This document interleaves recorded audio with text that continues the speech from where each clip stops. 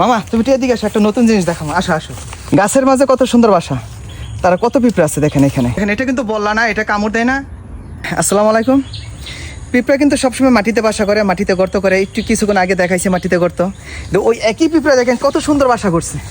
এই যে দেখেন গাছের মাঝে কত সুন্দর বাসা, তারা কত পিঁপড়া আছে দেখেন এখানে।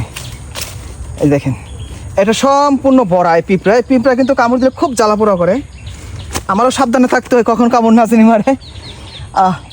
কালো কালো পিঁপড়া। অ্যাকচুয়ালি আমি আপনাদেরকে বাসাটা দেখাইছি, বাসাটাকে আমি কোনো ডিস্টার্ব করি নাই। ওদের মতো ওরা থাক, আমার মতো আমি থাকি।